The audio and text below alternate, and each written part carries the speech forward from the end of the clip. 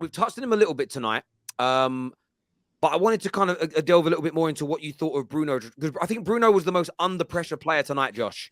With everything that's been said, the lies that Gary Neville made up about him asking to come off, Man United fans wanting him to be sold, every media outlet destroying him all week. What did you make of his response as the Man United captain tonight?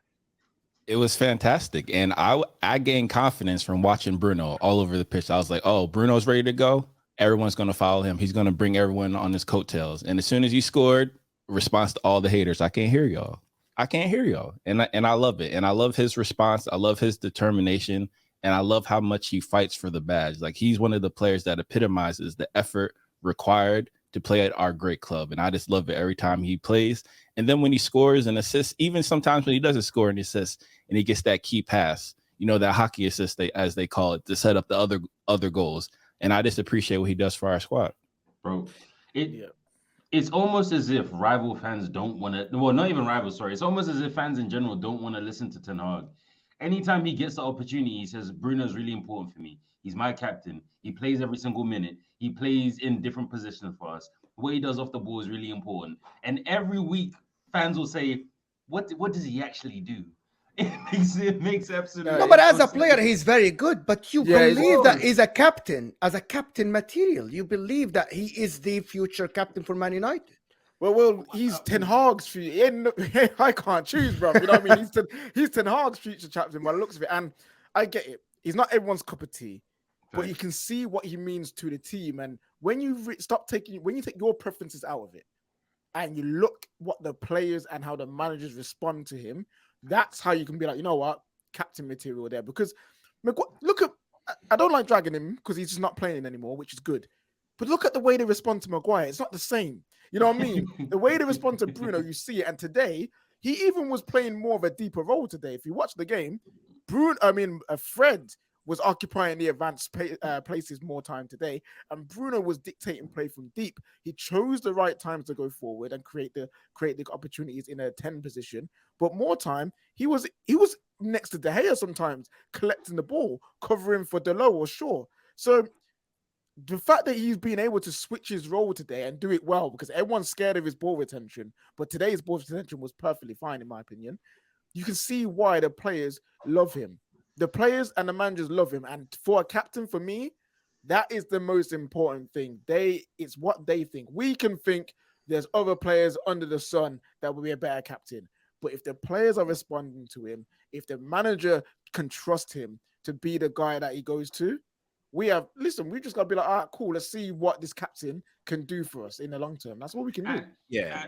Footballing wise, he was very good today. Footballing wise, Bruno Fernandes always runs. And I thought that today he was not only responding to the manager, he was responding to the fans, to everybody that called for his head.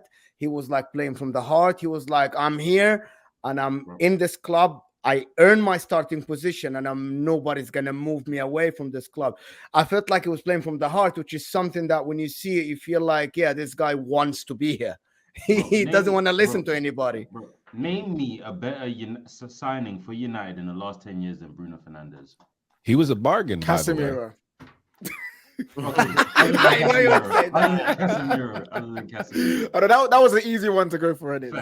Well, and we have a small sample size. We don't know what he's gonna do. Yeah, it's true. He might decide to get overweight like Ronaldo. And bro, this is a look. When you've got rivals in their droves, campaigning, tweeting, pleading with Man United to sell Bruno, that should be the key indicator to you that he's a serious player.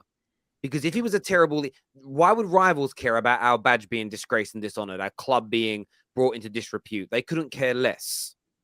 These guys have given themselves diabetes this week drinking 7-Up. They don't care about our club. Right? Legit. And it's funny. So when you've got rivals telling you you've got to sell him, you've got to sell him, you've got to sell him, what the con people do, they get you looking here, but really you should be looking over here. That is all they're doing. They're trying to con you. There's no way you should want Bruno to leave. There's absolutely no way you should want this guy to go. And my question to people that want him out, we've got to find someone better. Name me a player now that we could buy who's attainable, who you can guarantee not only is a better technical footballer, is a better leader, will also score and assist at the same rate this guy does. His creativity and his outputs are sensational. I'm going to say this with a chest. Forget the goals and assists for a moment, even though he's got quite a few this year. This has been his best season in a Man United shirt. He has led the team to our best season in 6 years. He has led us to a point where we can win up to 3 trophies. I believe we will comfortably make it into the Champions League. And we are a handful of players and another pre-season away from genuinely challenging for this Premier League title. And if we win it next year, and I believe we've got a massive chance to, with the right signing, you know, a couple more defenders, another midfielder, a striker like Harry Kane, with Bruno will be the captain of this team who can lead us to our first Premier League in a decade. And I think we would be utterly stupid to think about getting rid of him. Can he be Devil's advocate? Yeah. Devil's advocate, Terry. Devil's go on. advocate. Doesn't the captain material only show the character shows when you're down, not when you're up? How many times Bruno has led the team when you're down? And I want to ask this question. It's a great question. So my response would be this. Man United, since Bruno have been here, have had an amazing record of coming back in games.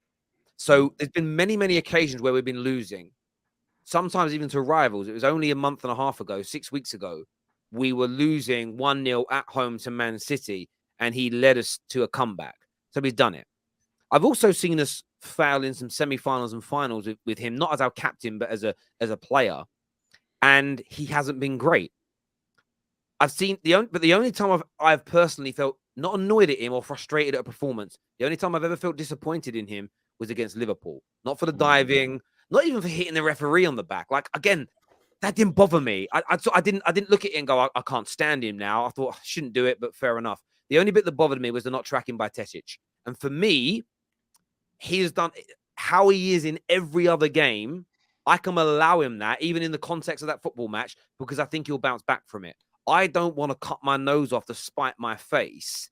You know, if you're with someone for 3 or 4 years, you love her. You absolutely love her. She's the best thing since sliced bread.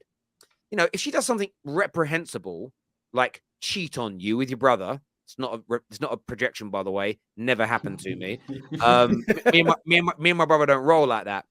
That's a reason to leave. They just high five afterwards. But if she sort of like one day, like, I don't know, shrinks your favorite pair of jeans, that's no reason to end the relationship. As an example, same for women out there. You know, if your guy cheats on you, leave. If your guy does something horrendous to you, leave. But you know what? If he says he's going to be home at 7 o'clock at night and he bowls in at 7:30, don't end the relationship because the train was delayed or because he stayed for one extra drink. Man United fans have got to calm down.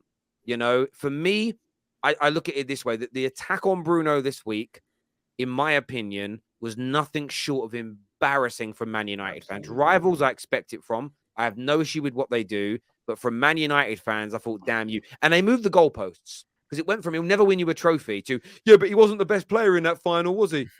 Oh, yeah, but the manager's moving him out to the right-hand side. That means he doesn't trust him. What, you telling me Sir Alex Ferguson didn't trust Wayne Rooney because he moved him out to the wings in games? Shush, man. Like, it's the most utterly ridiculous breakdown of a player. Yo, guys, I think Terry would leave just for Bruno. You know, that's all I'm saying. The way he's acting, not talking about him, eulogizing. That's all I'm saying. I can see it. Listen, do you know what it is for me? Like, I put a lot of faith behind my players. If they show me, generally speaking, if they put faith in my club, because my club comes first, I can forgive people's mistakes. As I said earlier, Arsenal fans stood by Tony Adams when he went to prison for drink driving. Chelsea fans stood by John Terry for a lot worse. Dumbest party. You know what I mean? Like, there's loads of if you can look at all, people are telling me it's embarrassing that I'm standing by a player who dives in games. Yet their club's standing by people that have done far worse than that, you know, and the same as that. You know, do you know what I mean? Like Arsenal love Xhaka again after he swore at them all. You know, which again I think is what is worse than what Bruno did. Although I think Xhaka had provocation for that. Xhaka had every right to do it for what Arsenal fans were doing to him. But it's crazy to me. I want to do some of these super chats, boys, here for a second. Here, this says, I love him. Sorry, about David De Gea. Sonny in the mud after saying United can't bounce back from that Liverpool. He's a prick. Yeah. Ads is there. I didn't have ads is there. It's so hard when someone's not on camera because you don't know whether they're ready to talk or not. But listen, whether it was Sonny or Igal, they were all talking like this is going to derail your season. You're going to fall apart. Over. We literally just battered a team who I think have got more points after 24 games than Liverpool this season in La Liga. We just battered them 4-1. It could have been 5 or 6. Terry, We're not going to play well again. We've beaten 3 of the top 5 teams in Spain this season. Forget that. It doesn't matter. Oh, yeah. I don't think that matters at all. The fact that after 7-0, you put in that performance 4-1 when everybody expected you to be down, it doesn't matter who it was, by the way. You're not going to, I'm sorry, you're not going to play the relegation team in Spain. You're going to play a team that is fighting for top 4. I think this is Liverpool behind. It's done. It's over. You're only going to take the banter from Liverpool next preview in the next year. But I think this win is we moved on, done. Yeah. Let's focus on what's coming.